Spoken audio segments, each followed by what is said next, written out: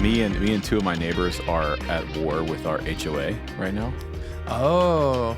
I'm kind of on the periphery of it right now, but we've lived here for a year, and there's been multiple occasions where we've been fined by our HOA for ridiculous stuff. Like, there was a vine growing on our tree that we didn't even know was on our property. It was just a single vine that was about 6 feet off the ground, $25 fine.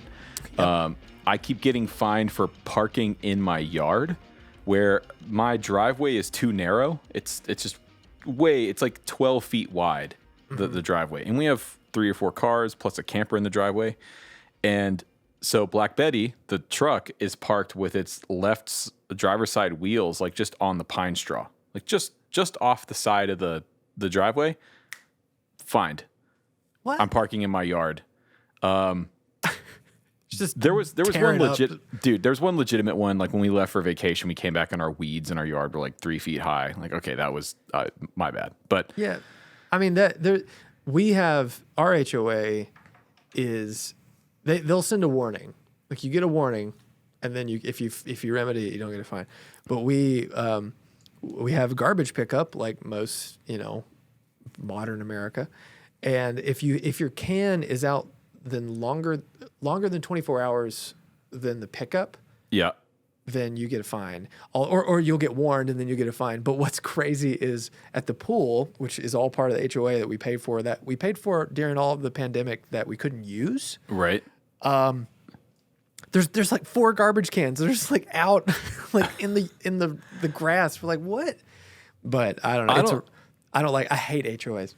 Yeah, I mean, I understand the point of an HOA, right? Which is to kind of like just standards and practices for a subdivision, but I don't like it, and it also feels weirdly. There's a weird vibe, and especially when your HOA are run by tyrants like ours are. Dude, my neighbors, my neighbors on the street, I mean, they're getting like one of the dudes I think is going to take him to court because they're like targeting him at this point, and it's harassment. Like he's including me and my other neighbor in this email thread with the HOA, and I've been seeing what they're doing to him, and it's just flat out harassment. Yeah. So at this point, I'm kind of like, to hell with it. If I'm going to get fined for parking in my yard, I'm going to take Black Betty and I'm going to park it in my yard. Yeah. Man, I've heard some people say that like, there's some HOAs and you can like look in the fine print and you can find out you don't have to pay fines. Oh yeah, I'm not paying any of this stuff. Yeah. There's no way. Like, and they're like, oh, well, you can put a lien on your house and everything. Like, I don't think so. And even if they could, like they're they not the can. Bank. Right, exactly. It's like, what are you gonna do? You're gonna not let me move out of my house. You're not gonna let me sell my house. Like, what power do you really wield here? Right. And especially in a situation like this where they're just being way over the top. It's like, dude, I haven't paid a single fine. I'm not going to. Yeah, and so at this point, it's like, just put it on my tab. I don't care. So anyways, this is not an HOA podcast. This is Dipped in Tone. Welcome everyone. We're back. Hey, we're almost at 10,000 subscribers. We are. So if you're watching and you haven't subscribed, please do so. It actually really helps us out. It helps out on this channel. It helps out over on my channel. So just click that little red bell or the subscribe button, click the bell, notified whenever we post. Is that still a thing? Is the bell still a thing? It is, but I don't know. I think it's become less important. I stopped telling people to ring the bell on my channel. Just subscribe, because the subscribe thing really does help. Oh yeah. More than you know. Yeah, totally. Yeah. Well, how have you been? I last we saw each other, I went on the road again, but I actually don't know what you've been up to. So, yeah, been pretty good. We are starting the studio build again. Have we talked about this on the pod? Not. I mean, last we talked about. I knew that you were you're gonna kind of revamp some stuff down there, and then hit it hard again. Now that well, so at this point, it's really happening. Like I've booked flights and Airbnbs and got a crew scheduled and the whole thing. So at the end of the month, we're starting to build out again, and it looks like I'm going to have the bulk of my framing and all of the structural work downstairs finished by the end of July. Oh, awesome. Which is a huge weight off my shoulders. I mean, I've talked about it before, but I've been literally losing sleep over this thing for the last year because we haven't worked on it since September of last year. So, for whatever 8 months, 9 months, however long it's been just been sitting down there, and it's a mess and it's awful. So that's crazy. Got that coming up. Got some live shows coming up finally after 2 years. Got a run of stuff coming up with Noah and Good Trouble. So next week, actually maybe the week this goes live, I'll be in Texas, in Austin, Texas, and South Padre Island. We're opening for Billy Currington, which will be fun. And then got some stuff coming up through in August, and opening for Willie Nelson on August 5th in Ohio State Fair. Come see us. Bring me back some good stuff. Dude, I'm very excited about that. Yeah, I bet. I mean, that's a living legend, man. And we're direct support. Like, they tapped Noah and the band because Noah's opened for him twice already, just solo acoustic, and got to go up and sing with him on stage and the whole thing. And then they asked for the band to come out this time. So I'm stoked. That's awesome.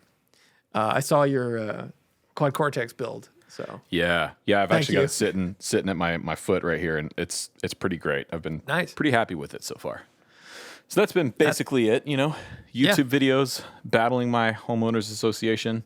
By the way, if anyone from my HOA asks or is watching this, we're not building a studio; it's a home theater. So leave me alone. Yeah, it's for your enjoyment. You can do what you want. Damn right. Right? I don't know. I have no idea. Well, I had an exciting time after GearFest, and I figure this podcast we can just talk about GearFest and all the things that whatever. Done, but yeah, we'll figure it out. We'll figure it out. But I went and saw JHS. And yeah, you did. Tell me all about it. Well, it was crazy. So, we'll cover GearFest and then the nightmare that was getting to that for me later in the show. Yeah, we'll get into that. Right after we got back, I got back and I had one full day. Well, I had 2 days. I had one complete day off, and then I had a Monday, and then on Tuesday we drove to Kansas City and did the JHS, did the live stream, shot an episode, which is I think going to be really cool, and then did an in-store at Mass Street Music, which went really well. But yeah, JHS is it was very eye-opening. It kind of put me in my place when you think like, I got this, I think I got this figured out. And then you see something like that and you're, like smacked on the head. And it was incredible. Just like their processes, Bell gave me a walkthrough of how they do everything. And it was just like eye-opening in some aspects. And some things made total sense that I just never considered. Small things. I mean, things like getting stickers in individual stacks, like individual stickers instead of on a reel because they take up less space. Like how they move pedals through production in the bins they use and the shelves they use made me rethink how we move stuff. And it's like those are the things, those are the bottlenecks that we get. Right. But so it was great. But doing the live stream with Josh was awesome. I thought I mispronounced RJ's name, and I got really embarrassed. When in fact I did not. I said his name correct. How'd you say it on the stream again? It's RJ Roncilio. Yeah, which is his name. And right. I think what happened is I said RJ, and I was trying to get the pedal to focus, and I think he said, "Say it right." And when it hit, Joshua, who runs the stream, said, "RJ's said you said his name wrong" or something like that. And then I panicked inside. I watched the whole stream, and I was trying to troll in the comments and have a good time.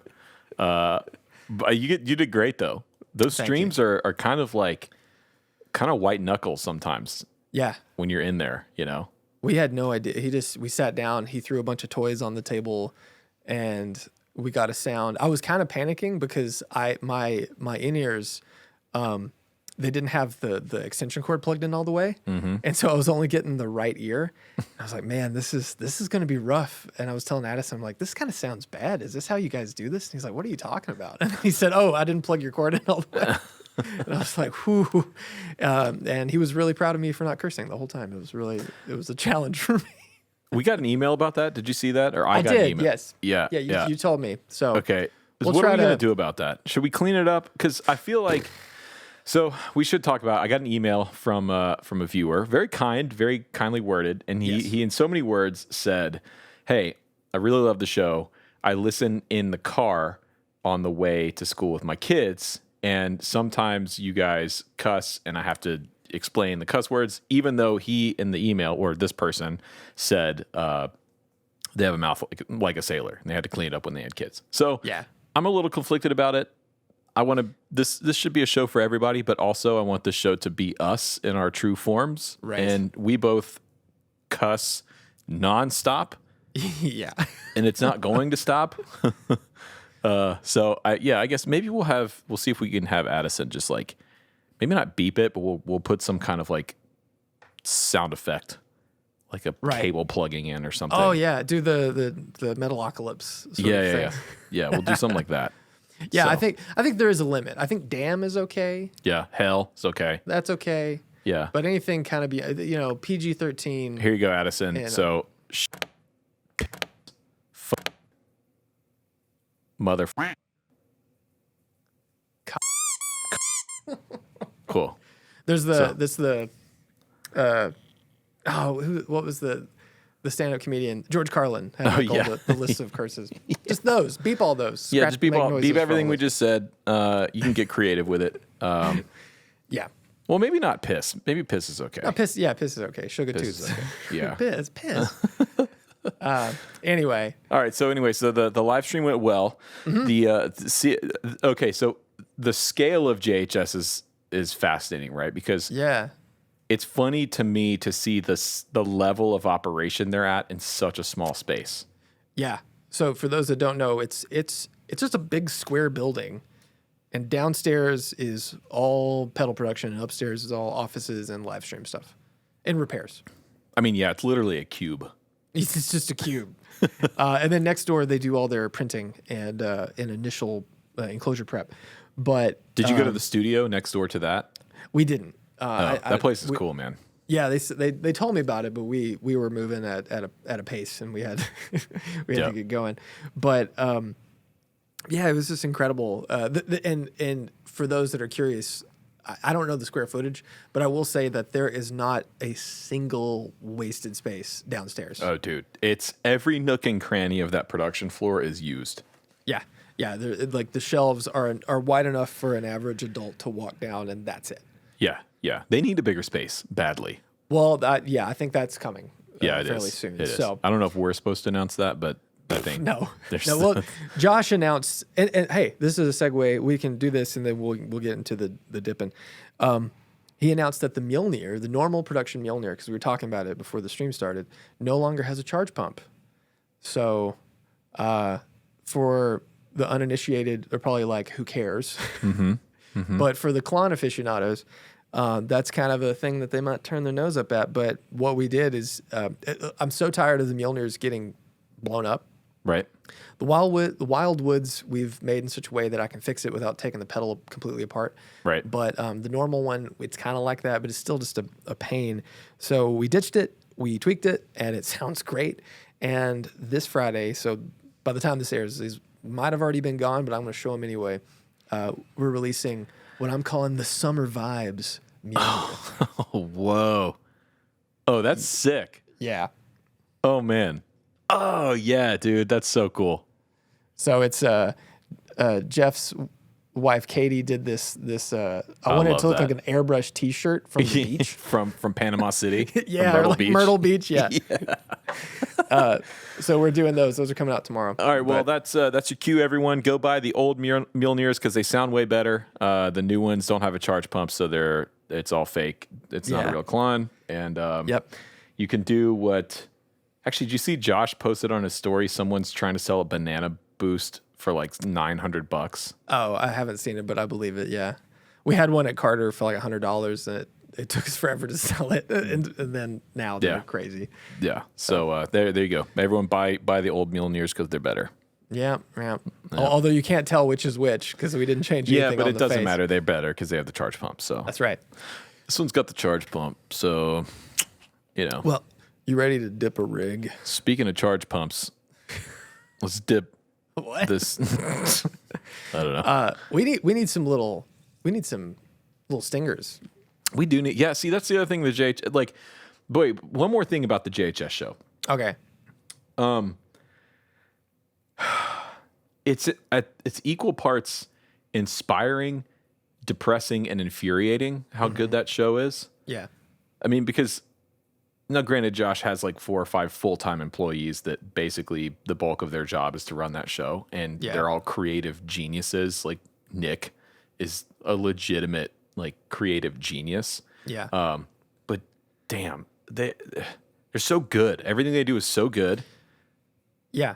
You know, and it seems just so, it's innate. It's just natural, just pouring out of them all this stuff. I mean, and one thing that you had told me was how like amazing the live room is, and the proficiency in it and stuff. And when I walked in, I looked at all that stuff and I said, man, our next space, we have to do this. Yeah. Even on just a tiny scale, like I have to have this, because I've tried to do that in here, but it's not like oh, there. dude, I'm gonna fly Addison out just because Addison did all that on the roof and everything, the ceiling. I'm gonna have him do that in my studio. Yeah. I'm gonna come here for a week and just tell me what I need to get, and then let's just do that. It's crazy, you know. Yeah, it's great, and I'm super excited for you guys to see the show that we came up with, because it's a mythos-centric episode, but it's also not. It's just kind of we had this joke, and it's not totally a joke. It's actually a huge reflection of who I am as a guitar player and a pedal builder. But I've never acted on camera before, and I did for this, and everyone was looking around like, I think this is pretty good. So yeah. I'm excited. That's better than their reactions when I did something with them a few months ago, and I had to act on camera. It was like, okay, I think we got it. We'll see if we can just put that together in post or something. Let's just move on. Nice. Well, all right. We'll see. It might turn out to be terrible. All right, here's this rig. Ba-bow. Yeah. So this is. Ooh. I knew you'd like this one. This one is from Sergio Rodriguez. And what we got here is a 2014 Gibson SG Derek Trucks that he just put some Wiz pickups in. So nice. He's got a made in Japan 62 custom Tele reissue. The Cornell amps Plexi 7. He says a single-ended cathode biased hand-wired 7-watt amp with power scaling, which is crazy. 7 watts with power scaling. Yeah, and go 7, 1/4, or 1/8 of a watt. Sick. Okay. And then on the board, he's got the Golden Fleece, the Broadcast Dual, a Lightspeed, the Deep Blue Delay, a Strymon Flint, and it's got a Chalks underneath. And I don't know. I saw it and thought, well, I don't know. What else? You don't need anything else. You don't need anything else. Maybe some modulation, but apart from that. But anyway. Well, you got the Flint. That's enough modulation for this kind of rig. Yeah. You know. But what are your thoughts about this setup? So I'm in the middle of getting my setup back together because I haven't really played a real run of shows in 2.5 years. So I'm having to get a board back together again and get my stuff together. This rig is I could take this and play every show I needed to play coming up for the next 2.5 months. This is perfect. In every way, this is perfect. The guitars, so the Derek Trucks SG is something that's always intrigued me. I think it's like a 61 reissue, right? Something like that, yeah. Yeah. But it's weird because it has the Vibrola tailpiece, well, the bottom of it, but then it goes to just like a stop tail. It's just decorative kind of thing. I wish it had a pick guard. You could put one on it, but there's no holes. It's just because I guess he took his off of his. I think SG. I think he did. But see, the thing is, his is so worn out and beat up that it kind of works. I think it looks a little weird to me with just like a clean SG with no pick guard on it. Yeah, I would put a guard on it myself. I would too. For sure. I would definitely put a guard on it. The MIJ Tele, that's such a great piece. Like the Made in Japan stuff. I mean, people know about it now. It's the MIJ, even the Squire stuff, like the E serial number Squire stuff from the 80s that was made in Japan is super, super good. Yeah. I mean, Yeah. And he's hot rodded both of these. They have new pickups and pots and all that stuff. So, I mean, it's like they're the perfect platform for that because, I mean, the stock wiring and electronics are pretty good, but they're just, the necks are great. They feel great.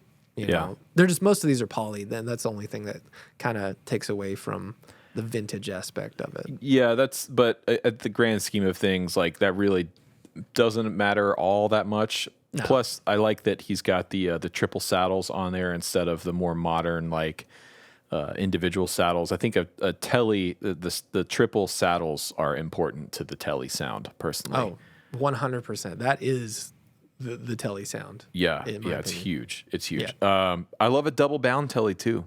Yeah, I mean they're gorgeous. They're just gorgeous. Customs. With the rosewood board. It's it's as classic can be. And then the Cornell amp, I mean, a 7-watt plexi, it's not gonna be super loud. No. But loud enough. It's loud enough. Now, again, I will say that would probably be the one bottleneck for the gigging thing, playing with a drummer. Like 7 watts, depending on the drummer, depending on the room, you may have some issues getting over a drummer with that amp. Yeah. But you're going to be miking it anyways, and it's going to go through the PA. It's just a matter of like on stage sound. It's not going to fill up that much space on stage. But for playing at home, I mean, that's all you need. Yeah, I wonder how that would do on like a 2x12 or something. Oh yeah. So that nice. And then the pedal board. Yeah. I mean, easy. What more can you ask for? You got your fuzz, you got the broadcast, which I really dig. I've got the broadcast AP, Ariel Posen. I've still never played one. I need to hit up Mass Street and say, hey, just send me one. Yeah. If they don't, I'll let you try mine out. When you send your Tim to get repaired, send your broadcast. I should do that soon. I might be coming up to Nashville soon though. So, yeah. And then of course Lightspeed, greatest overdrive of all time, in my opinion. No, yeah, it is. And then the Deep Blue delay. I've never played one of those. Deep Blue delay is like the Tube Screamer is to the overdrive community. Like it is the birthplace for so many custom overdrives. For everyone who wanted to make a delay pedal that didn't want to go Bucket Brigade back in the day, they all built it around the chip that this uses, and this pedal perfected it. And now pretty much anybody that makes a PT 2399 delay pedal thing, it's a modified Deep Blue delay. Right. And it's incredible. It's a really simple circuit that is analog voiced. I don't think it'll oscillate, but it'll get like close, and they just sound good. They're low noise. They're nice. It's a good delay. I think the only thing on this rig that I would miss is a tap tempo on that delay. I know it's not needed for most people. I use one a lot though. Yeah. And then of course, go ahead. No, I was going to say I only put a tap tempo on the Oracle because people demanded it. Otherwise, I would not have even put a tap tempo on it. No, but it works though because what it allows you to do on the Oracle is tap. Beyond. Yeah, it goes beyond what the pot will do, and you get that really lo-fi degraded kind of sound, which is awesome. Yeah, and for the people that have one and don't realize that it's not broken. It's supposed to do that. I get emails a lot like, "Hey, this sounds like crap." It's like, yeah, isn't that cool? You paid for that. That's a feature, man. That's a bonus. And then, of course, the Flint. I mean, arguably one of the greatest pedals of all time, I think. Oh, 100%. I'm really curious to see, to check out one of the V2s. They're oddly confusing because it's like, it looks the same. Oh, yeah. Okay, I got one. Okay, should we talk about this for a second? Sure. I got an email from Strymon a few weeks ago talking about a new pedal, which is always exciting. I'm a Strymon fanboy. You can add me in the comments. Sure, I claim it. I like Strymon stuff. They're fantastic. Yeah. But all they said was, we've got a new Flint coming out. And I was like, oh, that's okay. And I was picturing like, is it going to be in a bigger box? Is it going to be like, what new features do they have? And then I unboxed it when I got it, and I thought there was a mistake. I checked my email and was going to say like, "Hey, I think you guys screwed up. Sent me the old Flint," but then I looked and it has the USB-C jack on the back. And I was like, "Oh, this is new." And it's for all intents and purposes like the same. Yeah. Maybe sounds a little better, but it was a little underwhelming to me. And I got really this- excited. It's the same size. It's the same art, right? Yeah. Same knobs. Okay, I see. Oh, it has an input for mono or stereo. Yeah. And then it's just okay. some creature comfort control things, basically. They optimized a lot of the DSP and stuff on the inside. And so, Yeah. Oh, and they have a new JFET input circuit. I think that's a new thing yeah. to keep. I mean, I never had a problem with like your analog, the analog drive-through on a Strymon. I thought it always sounded fine. Yeah, that's So, one of the but, big you know- reasons to go with a Strymon with digital stuff is because they, unlike Eventide, with like the H9, the Strymon always maintained analog drive-through. Yeah. And you're just blending in it's like parallel processing, basically. You're blending in your signal underneath it. So, And that's why I think they sound so musical and they work so well. yeah. Because like the Eventide stuff, I think they do incredible things, but I can hear it. I hear something different there. And Well, it's because you're hitting two converters in the pedal. Yeah. Yeah. You're going A to D on the way in and then D to A on the way out. Yeah. And yeah, you can hear converters. I mean, that's why people spend so much money in recording studios buying the best, highest quality converters you can get. Sure. Well, Well, okay. what do you So think? the only two things I would change here are a pick guard on the SG, and I wish the delay had a tap tempo. Other than that, this is 9.9 Shoyles for me. Whoa. Yeah, this is a killer Wow. rig. Okay. Yeah, I think I would want a little higher wattage amp. I'm sure that Cornell amps are impeccable. But it's weird. I went through this moment when I was young. I wanted loud, and then I wanted quiet, and now I want loud again. And so I think I would want something more in the 20 to 30 watt range. But I was gonna give it a solid 9. I think it's incredible. Yeah, I think Really cool. I'm okay with this amp because I bet it records incredibly well. Oh yeah. I like tracking small amps a lot. What speaker? What size speaker? It's got a 12-inch Celestion V30. So Nice. neat. Very Great cool. rig. Great rig. All right.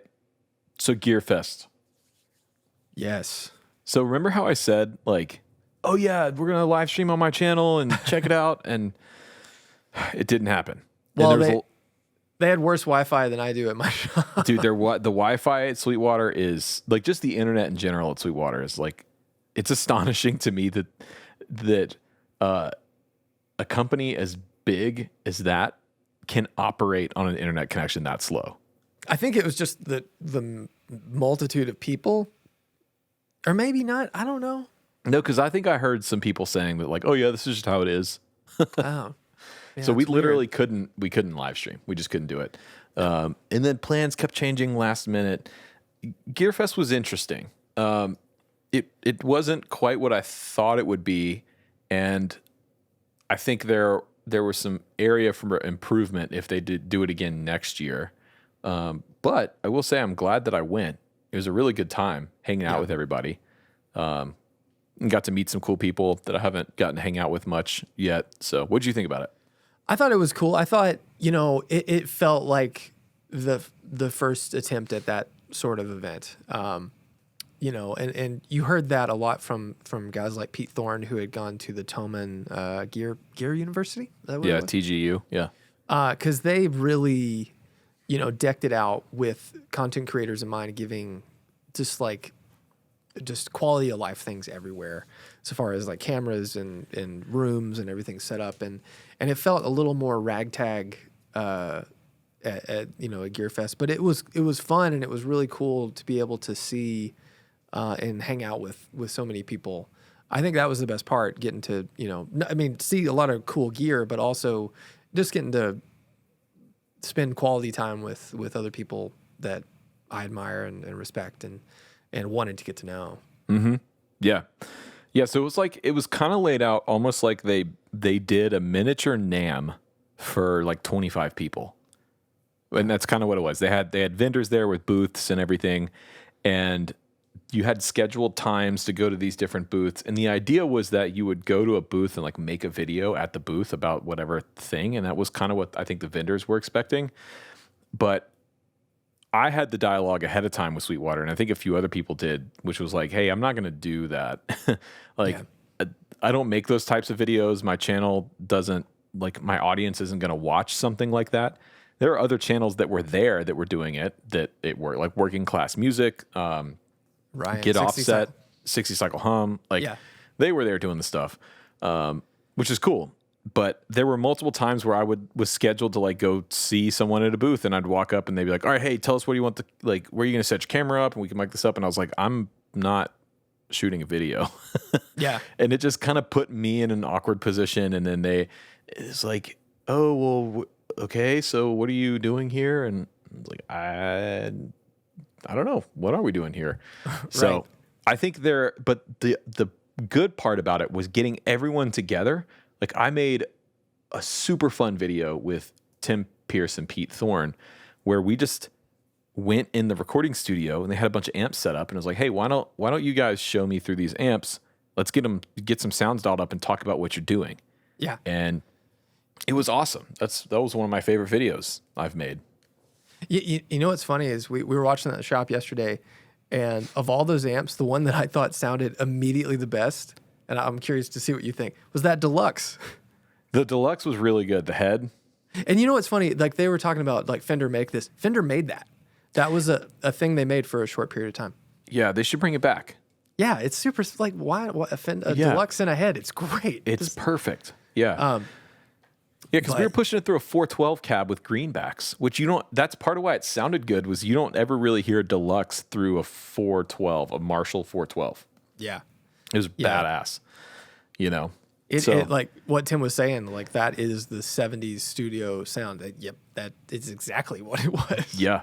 Yeah, exactly. There's a Deluxe, sometimes a Tweed, but mostly a Deluxe or an AC30 or something like that. So, but yeah, I mean, what did you see? Because I think like that's the most valuable thing for us on this is like what can we tell people that we saw that was really incredible. I have a few things. I have one that just showed up in the mail literally before I jumped on here that I didn't know was coming. So it's gonna be my shill of the week. Fantastic. Should we save it or should we just talk about it? I mean, I don't know. Do you just want to do it? I mean, I think we should just talk about all this stuff. All right. All right. You start. And, okay. Well, there was a thing over here. There was a few things that I saw. The first thing that I saw that really kind of blew my pants off Jesus Christ. Was the new Black Star amps. For the life of me, I can't remember what they're called. Let me look it up. But my buddy Kenny is working for Black Star and Dark Glass. They're all like the same company. Right. And the St. James, that's what they're called. And I watched the videos. I watched Reverbs. I watched Andertons. I watched a few others. And I thought, man, they look great because they have a light-up logo, like a matchless and everything. And they were pitching them as being like the most lightweight tube amp ever. And I was really underwhelmed with all the videos that were released. But the moment I plugged into it with a Les Paul, it just sounds right. I was really impressed. Yeah, I walked up when you and McKinley were playing it. Yeah. And it sounded good. Now so their whole thing is it's super lightweight, and it is. I picked it up. It's a 50-watt all-tube head. So tube preamp, tube power amp section, but it weighs like, I don't know, 10 pounds maybe. It was super light. I can look up the specs on Sweetwater.com. Sweetwater.com. But the way they're doing it is with a different type of transformer, right? Because normally in an amp, that's the heaviest thing, as we learned a few weeks ago with your misadventure. My broken Dr. Z. Dr. Z. It's still not fixed. Yeah, it's a little over 13 pounds. Okay. And the power transformer is like a lightweight toroidal sort of thing. So it's super efficient and just small. Yeah, and that's where they're saving all that weight and Yeah. that space. But I mean, I really like the way it sounded. I'd like to hear it like really loud, Yeah. but and the reverb, you know, it has a digital reverb, which I think most Black Stars do, and a lot of Victories do, and I think all those new Bad Cats. Well, it's a do. way to keep the cost down on an amp and keep things Yeah. affordable. If you don't have to have a reverb tank and a circuit to drive it and everything, it's less tubes and stuff. Yeah. But I mean, like, I really liked it because to me it felt and sounded like a classic British amp head, and I don't know. What did you think? So I only played it for a second. I think I was less impressed than you. Yeah. I think it sounded really good, but immediately it was just kind of. It's funny because it's all tube, but my initial impression of it was that it felt digital, which sounds weird, but it felt too fast. Yeah. The response was a little like hard, like a really hard transient response, which is typically what you would get out of a modeler or something like that. But I wonder if that's the power, like the power amp, or I wonder if that or the power transformer or something like in the power section how it reacts. And that was my first question for the guy when I played it. I was like, oh, so it's a Class D power, solid state power. He's like, no, it's all tube. Mm-hmm. Oh, okay, cool. But granted, I need to, like you, I want to spend some actual time with it and, put it through its paces a little bit. Yeah. I really genuinely liked it. I would like to hear it loud, like 50 watts loud, but yeah. So what did you get? What'd you move over there? You're grunting right. about. So, this. Oh yeah. The Supro Royale. Yeah. The 112 combo. Okay, so I stopped by. It was Supro was there, and they had the best booth. I'll say, like they set their booth up like a living room kind of thing. It was so cool. It was cool, but it was Supro, D'Angelico, and Pigtronics, and I sat down and plugged up through this thing, and immediately was like, "Ooh, this is kind of cool." It's good. It's really good. I sat there and played it for like 15 minutes. I didn't want to get up. I just sat there with one of those D'Angelico guitars and played through it. And yeah, it's one of these things like it's 50 watts, power scaling. It's Class A/B section, which I think is something that's really cool that not a ton of amps do. So you can kind of change the response, the feel of the amp. Yeah, and one of my favorite things about it is I didn't realize you could do this, but so it's got a spring reverb, and you can actually kill the dry signal from the amp and just run through the spring tank. Yeah. And get a really crazy all spring kind of sound that is, I think, would be great for recording. Like it would be really cool to. There's a lot of stuff you could do it. Yeah, or you could reamp through it. Like you could record a part and then send it back through this thing and get this really washy sort of spring sound. It's got an effects loop. It's got all kinds of stuff on the back here. I mean, it's a pretty feature-packed amp. It's pretty heavy for a 112. I mean, it's like there's a lot of stuff going on here. But and they make a 212. Yeah, no, the 212 is too much for me. I think the 112 is enough. But I'm gonna take this out on the road on these dates coming up. I would, after you told me to check it out, we went over there and played it, and I wanted to play the new Pigtronics Fuzz, which I can talk about. But that amp, it looks great. Yeah, it really does. I mean, look at it. It's so good looking. The oh no, it's kind of got that Morgan Chilowich sort of thing that they used to do. Yeah. Mm-hmm. But it sounds great, and they're not that expensive. No, they're pretty affordable. I think they're made overseas. Yeah. Which is how they can keep although I can't see a statement of origin here. But yeah, dude, I mean, it's good. It's really good. They're $1,500. Yeah. but they're Supro, not light. I will say that. No. They're not light. Supro and Pigtronics are now the same company, and D'Angelico, so they're all one conglomerate. Which seems to be happening a lot in the industry. It does. But that Pigtronics Star Eater pedal, dude, which is a great name. Yeah, it's cool. And here I feel cool. terrible because they sent me home with that and their chorus. Did you play the chorus, the Pigtronics chorus? I didn't. Oh, dude, it's so good.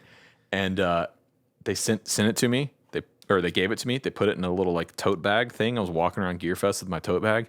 Went to the studio to shoot my video with Tim and Pete, and left the bag and didn't realize it until I got home and I was unpacking and I was like, wait, where are the pedals? Because I had to cram all the stuff in my suitcase and everything. Yeah. And I realized, oh, I left it. And so now I bet some Sweetwater employee like found the bag and it's like sweet Christmas Day or whatever. Yeah, I didn't play the chorus. And we didn't even talk about what happened to me getting to GearFest. we should go over that really quick. So for those that don't follow me on Instagram, Sweetwater booked our flights.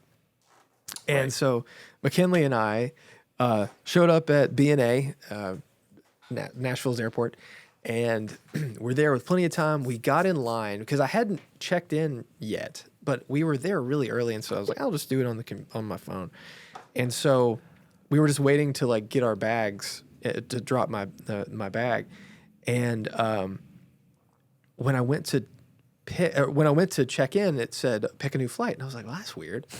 Because it said 2:30 and then nothing else. And then I scrolled down, I saw the 7 or whatever it was it was the same time as the flight we were supposed to have. And so I was like, oh, there it is.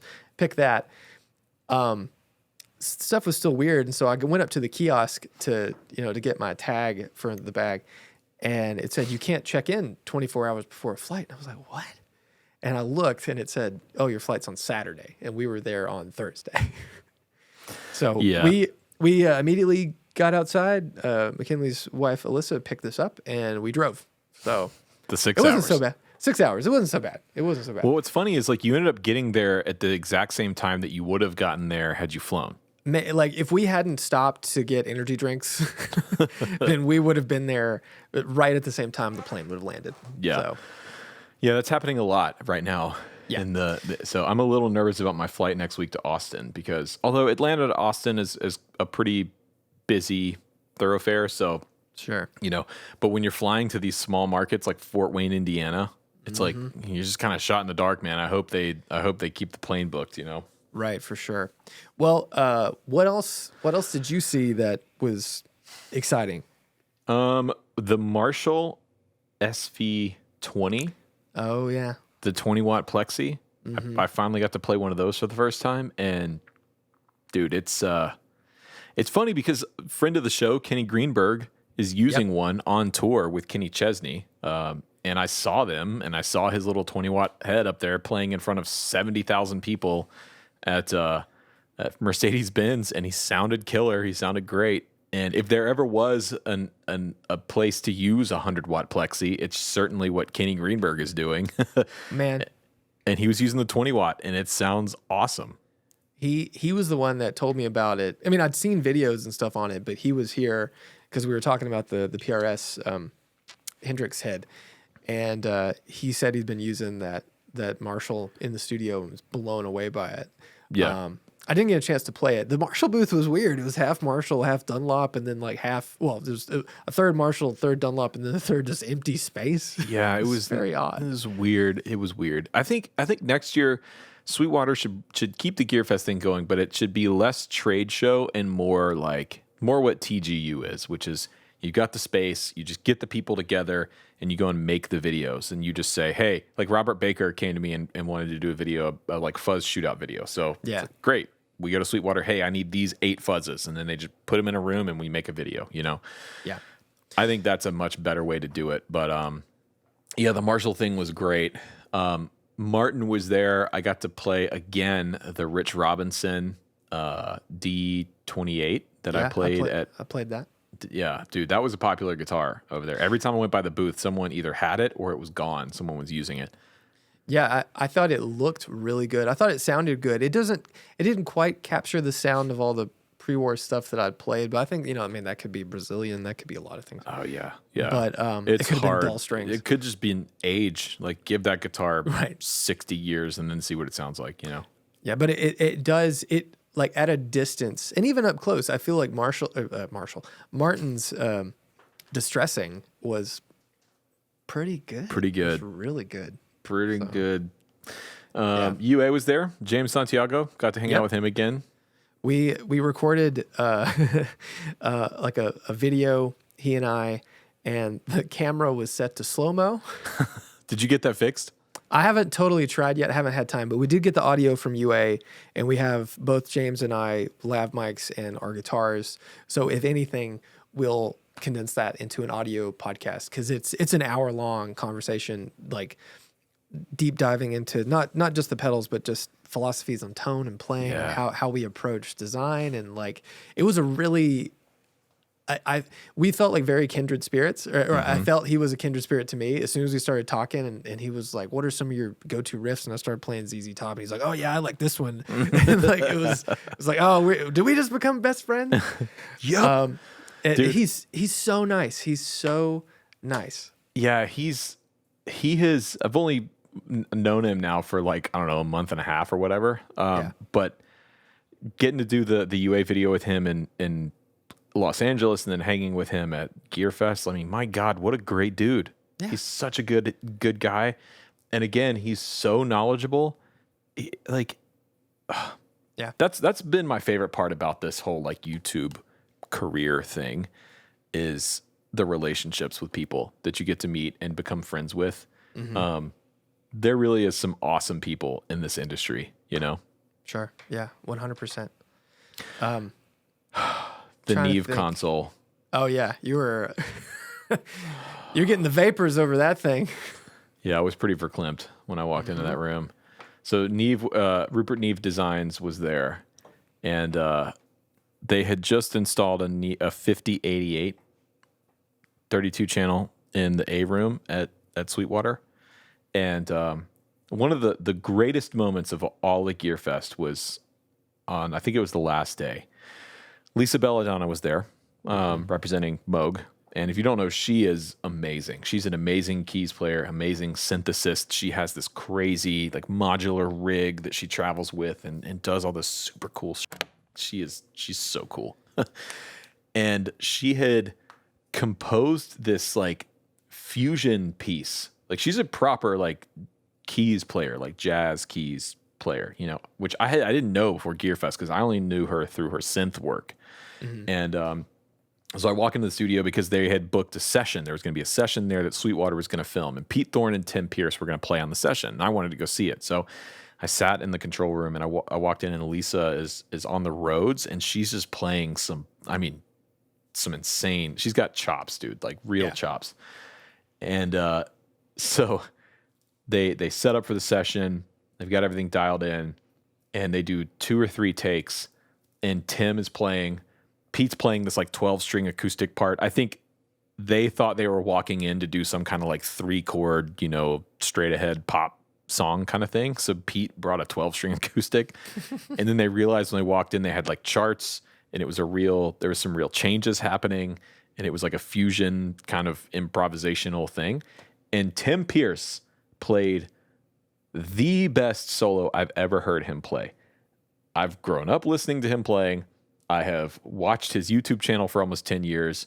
I've done videos with him. Like, I know Tim's playing, and he, on the last take of this thing, there was a solo section for the guitar, and he was plugged into that deluxe head with that 335 that he played in my video. Mm-hmm. And he just opened the taps up and just, it was like he kind of was flexing on us a little bit. Like, hey, don't forget I'm the dude. And that's right. Like, I can still play circles around everyone here. So don't like, I'm super fun and bubbly and kind and nice, and I'm Tim Pierce, but also I'm Tim Pierce, you know? Yeah. Oh, it was so cool. So, but I was sitting at the 5088 console, and, you know, I'm looking for a board to put in my studio, and it's the one I want. Like, yeah. It's one of those things. It's like, you can spend your whole life chasing the thing you want, buying things that are like it or are going to get the job done, kind of. But at the end of the day, if that's the thing you want, it's the thing you want. You know? I was sitting there talking to Jonathan from Rupert Neve Designs, And he was just kind of taking me through the console because it's the last thing that Rupert Neve worked on before he passed away. And the console itself is kind of like Rupert's greatest hits, like the way the preamps are designed. There's little pieces of like the 1073 and the 1084 and and just it's exactly what I want out of a console. It ticks every single box. The problem is it's $150,000. Well, you know what you got to do? Get a loan. No, you got to go to Guitar Center and buy some vintage guitars for a steal like I did in Kansas City. Yeah, you did. So let's talk about that. Tell me about these guitars. Yeah, we're 50 minutes or so in. I didn't bring both of them because I didn't know we were going to record today, so I just had my Les Paul here. So when we first got to Kansas City, because we got there like middle of the day or whatever, we left real early. Jeff was like, "Let's go guitar store shopping." I'm like, "You want to? I mean, like, why?" Really? And he's like, "I don't know. It'd be fun. What else are we gonna do?" I'm like, "You're right." And so there was a Guitar Center just, I don't know, like 15 minutes away with some restaurants nearby. So we thought, we'll go here. And if there's nothing, at least we can get something to eat. And we walked in to the, I can't remember. I'm going to look up the exact name of this Guitar Center location. But we walked in and it looked like Nashville's old Guitar Center where, if you remember, there's like, they had the printed like Marshall cabs on the wall. Yep. Like you remember that those. The one I grew up going to had that. Yeah, it was like the classic Guitar Center. Come on, I can't find the location. Overland Park Guitar Center, and there was like the used room in the back, and it had all the like rigging and industrial looking stuff. Classic Guitar Center. Yep. So we walked back there, and hanging up on the very high was a non-reverse Firebird and an obviously refinished Les Paul, which is behind me. I'll grab that in a second.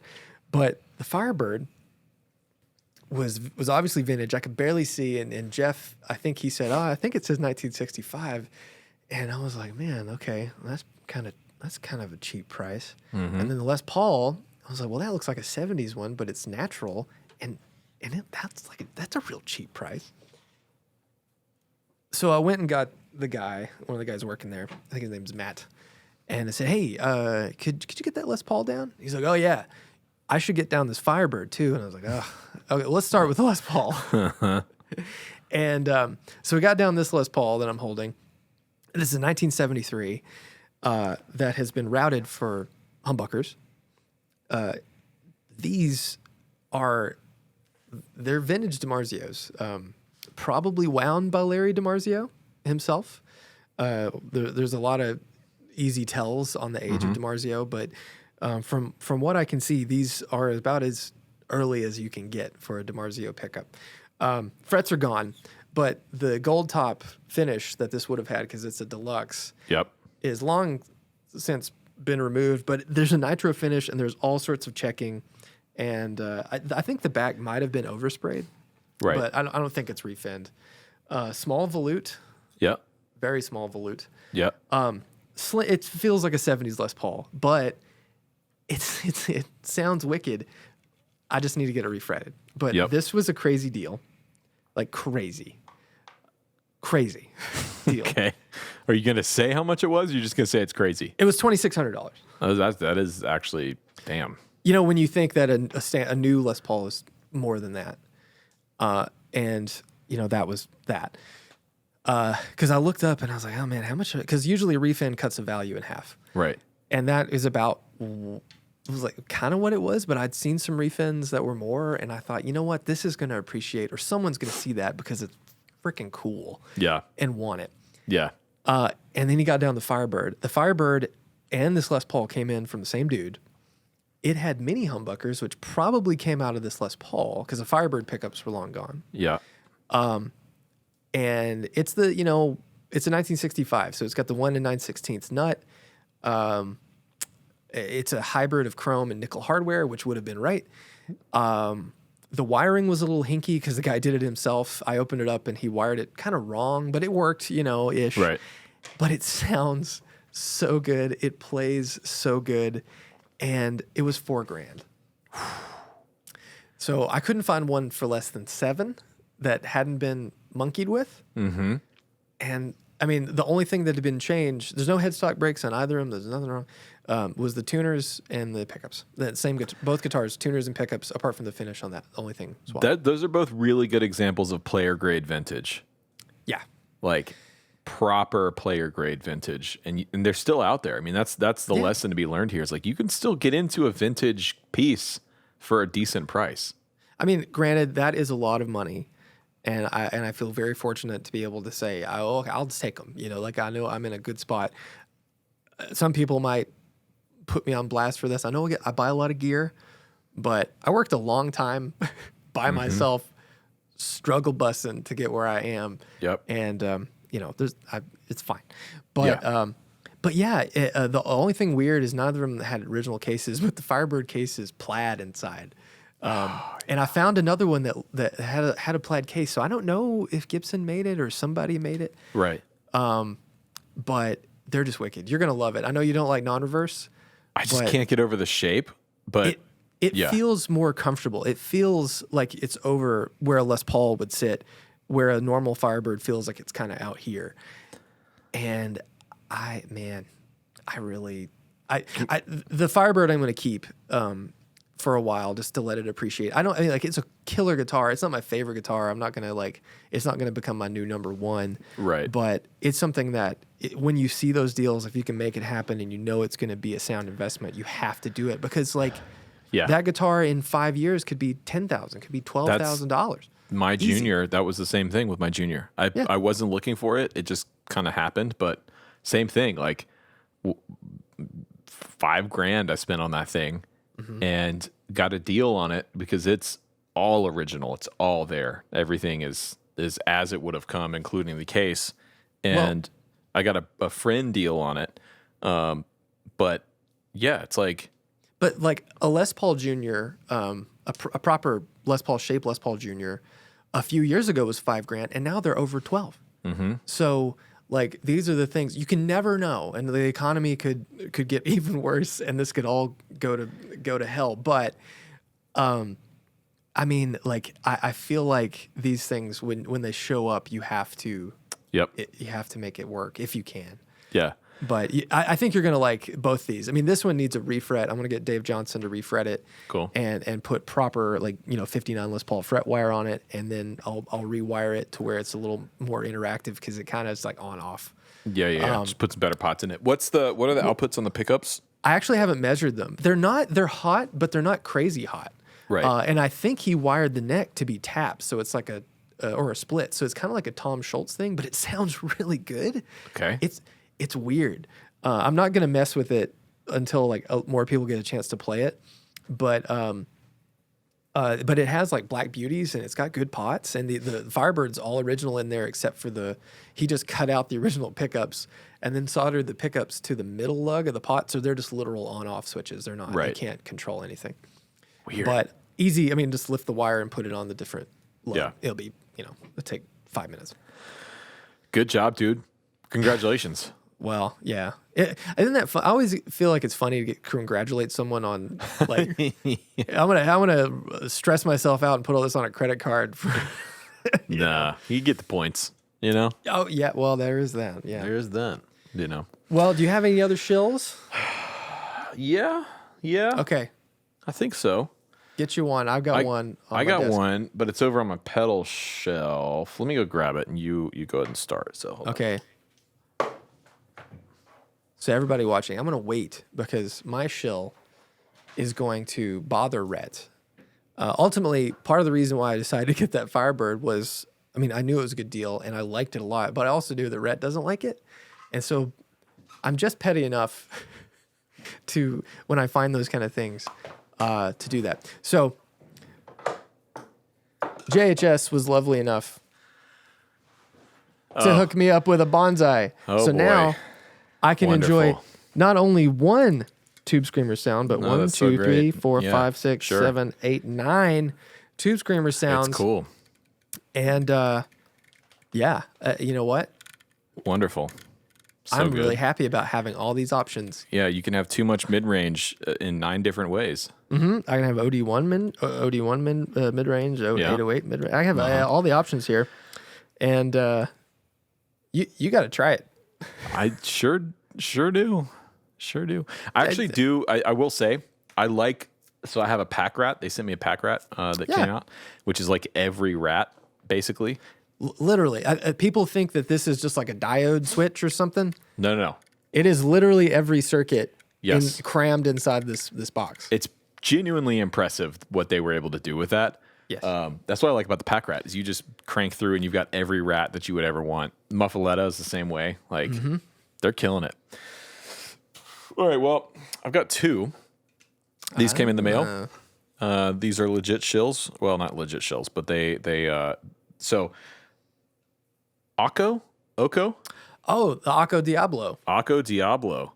Yes, classic. So, yeah, I know. They reached out to me on Instagram a few weeks ago and were like, hey, we love your channel. Can we send you a pedal? And I said yes, because for years, do you remember? Gregor Haldon? Yes. Yeah. Yes. Thank you. God. Yeah. Dude, you and I are like right here. Of course. He had the mic on a teddy bear. It was Yes. like, I couldn't remember the name of his OG. channel, but I used to watch that stuff all the time. That guy's such a phenomenal player. yeah. I was always enamored by how white his fingernails look. Yeah. His whole channel, his thing was like he was selling those guitars, right? They were all for sale. Yeah, I think he had a store, and he still makes those videos. They look exactly the same. And nice. his playing is as good as ever. And now he has a signature Akko Diablo. Yeah, so that's how I first heard about this pedal and heard of this pedal. So when they reached out, I said yes, please. I would love a Diablo, and this is cool. So it's So speaking of mid-rangey, it's pretty mid-rangey. It does that like smooth clipping mid-rangey thing really well. One thing I like about this one though is the dynamic control. You can blend basically the voltage of the pedal between 6 and 18 volts. Oh, that's cool. On a pot, and so it does actually really change the response of the pedal. To me, it sounds best in front of like a clean Fender amp, like in front of my Pearl or the Wonderland Overdrive or something like that. It works really, really well in front of that. I didn't like it so much in front of like a pretty overdriven amp like my RSA. It's just too much mid-range and it gets kind of farty. And isn't the LED on that thing is like this? It's like the size of a quarter. Oh yeah, and the whole thing lights up. It's the most satisfying thing ever because it's like initially when I got it, I thought it's like, oh, there's just going to be like a little LED in there and you'll see it. It's like no, the whole thing lights up and it's rad. It's like a 20 millimeter LED. I don't know where they get sick. it. I want it. It's so good. And then they sent me another pedal that I think they're just about to release. They just released called the Holy Grit Fuzz. Overdrive fuzz preamp. This is very good. Very, very, very good. Super versatile. No, they're German. Oh, okay. Yeah. They're made in not Hamburg. Someone can correct me. They're somewhere in Germany. It says hand built. Leipzig. That's right.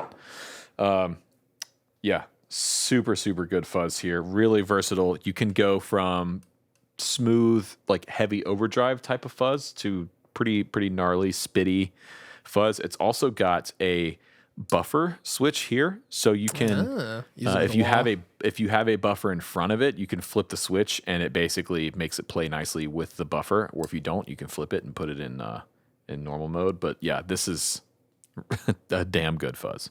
Man, I just pulled up their site. It's a handsome looking pedal too. I like it. Yeah, they're really good. I'm a big fan. So yeah, thanks to Akko for sending the stuff out. That's awesome. I've never played any of those. I've just seen them and heard them on the YouTube channel, Gregor's YouTube channel. And I have to come down there. You bring them up here so we can play them. I guess when I come up to Nashville, I'm just gonna have to bring like a box of pedals and gear and stuff. I'll have to bring this. I wish Royale. I wish I had my Sus Mariosa up in here. Oh yeah, will you send me one of those? Because I never got the original one. It is such it's astonishingly pink. It's so pink that people see it. They see photos of it and they see it in person. They're like, whoa! Yeah. It's like because it looks pink the boxes look pink, and then you put white knobs on it, and it's like you can barely stand it. Can't look at it. Like, It messes up your rods and cones. Everything looks green after you stare at it for a minute. hell yeah. That's great. But anyway. All right. Hey, we've been getting a lot of questions about the Shoyles fuzz. Where are we at on that? I know. McKinley brought me one. Not the Shoyles fuzz, but the Susmario sep. Susmario sep. There it is. The Shoyles fuzz. So I haven't worked on it too much. There was a time a few months ago where I started redoing the fuzz circuit because I think what's happening is there's like the leads are too close for the signal and the jacks because it's all being routed on the board. And I talked to some people and they're like, oh yeah, if you put all that on the board and you're running high gain, they're just going to feedback. And weird. It's almost like crosstalk on tape or something. Mm-hmm. Because like I don't understand how that squelch can come through the bypass signal, so it has to be happening literally on the board. Right. And when I redid it, I moved them further away, but I don't know. So I redid the fuzz in such a way that it's simpler. There's less parts, but I'm worried that what we're gonna have to do is put it in a more normal box because the way that angled enclosure that we showed initially had to be made, either we do it all with wires going to the pots, which that's my nightmare, or you do what I did in the prototype and actually have a ribbon for all the pots and they have like a daughter board. And that might be where a lot of this feedback is happening as well, because everything's like coming up and through a ribbon and back out and coming back. And I don't know. So I feel like either we have to make it a lot more expensive and do wires in that box, which are already just egregious in the cost, or we go with a normal size box and I can make something that is easier to make and I'm not gonna kill myself. All right, well maybe we put this out to the channel here, to the pod, because this is a pedal that was kind of born through the podcast. So what do you think? Do you want something that's more bespoke? The fancy case, the custom wiring, Zach's sweat and tears inside every enclosure for more money? Or do you want something that is more normal, regular box, less fancy looking, less special, but more affordable? Well, I mean, and we can knock it out of the park in terms of aesthetics, even on a normal box. There is something to that cast enclosure, but one thing I'm worried about is those enclosures. If my supplier dries up, I can't get them. But I can buy 1590 BBSs all day. What if we did an initial run of like 10 fancy boys, and then the rest were like a regular boy? We might be able to. We maybe could do that. At this point, especially after going to JHS and seeing what all they do, the easier my life can be, the better, because we're already like doing the Susmario seps. We prepped 100 and then they were gone in a matter of, all the dealers were gone within a matter of hours, and we're so cool, man. It's great, but then like awesome. These, like, you see how many knobs and stuff is on this? Like, there's a lot of. It's a lot of work. There's like the switches and the little trimmers and everything, like all the little piddly stuff takes so long. This takes longer to make than other pedals that we make that have arguably more components on the board. Like an airlane drive, I could make 5 in the time it takes us to make one of these, just because there's, and that has all through hole parts. So that's the thing where I like the idea of doing like a limited run of stuff, but also that's my waking nightmare, where if I can make something and make it sound as good as possible and make it approachable for everybody, and then we lean into the aesthetics and we pour a lot of energy and time into making the aesthetics really pop and be something that literally, if anyone saw it, they go, I know what that is, and man, do I want one. That's kind of, I think, the thing we could do with even a normal rectangular box. Okay, great. That's probably the way we should go. But You know, Yeah, I'm totally here for that. I don't need the fancy boy box. But if it initially, when we thought it was going to be easier, we didn't think there was going to be all these issues. It made a lot of sense. But now that there's all these issues with the sound and performance of the pedal because of the box, it seems like. yeah, I think that's what it is. I mean, like, and the thing about it is that people might not realize is that most people in those pedals are making like fuzzes, like that have like 8 components, right? Mm-hmm. And the pitch on the top is so drastic that you can't use a board mounted pot because it will hit the bottom side of the face of the enclosure. So, I mean, Analog Man kind of gets around it by using long pots, and then they bend the PCB, which I think is just a recipe for disaster. Mm-hmm. I mean, like, obviously they do it, and they're getting away with it, and it's fine. But at the same time, like, I can just see myself or one of the guys being like, "Oh, I was bending this pot and I ripped the pad off," because I've done that with normal pots, and like, then you know what you have to do with that circuit board? You throw it in the garbage. So, you know, I want to revisit it. We kind of have like a timeline for everything coming out later this year. A lot of people have been asking for high roads. They're coming.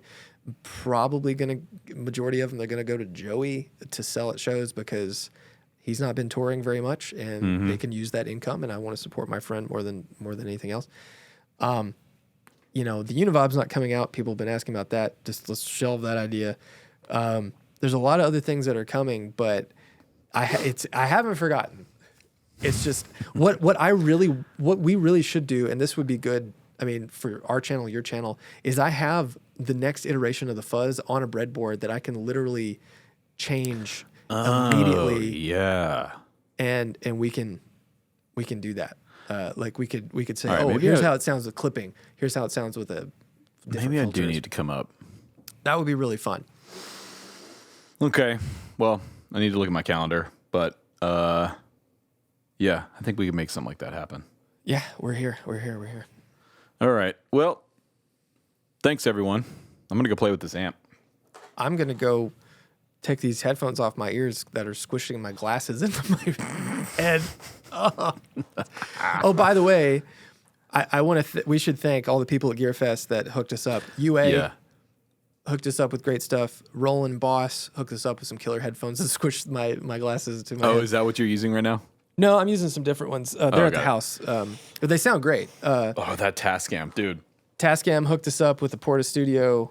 I'm very, very happy with that thing. The Porta Capture X8. Oh, yeah, Porta Capture That's X8. A cool piece, man. That's a really cool piece of gear. Shure gave us some mics with our names on it, which was really cool. What else did we... Ernie Ball hooked us up. With a lot of that stuff. Was all the Ernie Ball stuff was in that bag that I left at Sweetwater. Oh no! All my coasters and all that stuff. Yeah, I'd grabbed some badass straps that I was really excited about. I left those, and so hopefully someone at Sweetwater grabbed that and is super stoked on it because like look at all this free stuff I found. But yeah, thanks to everybody at GearFest and Sweetwater for thanks for having especially us. Me, because I would just I felt like. Corey Congilio was like, "Yeah, you kind of like snuck in here, didn't you?" It's like, "Yeah, I did."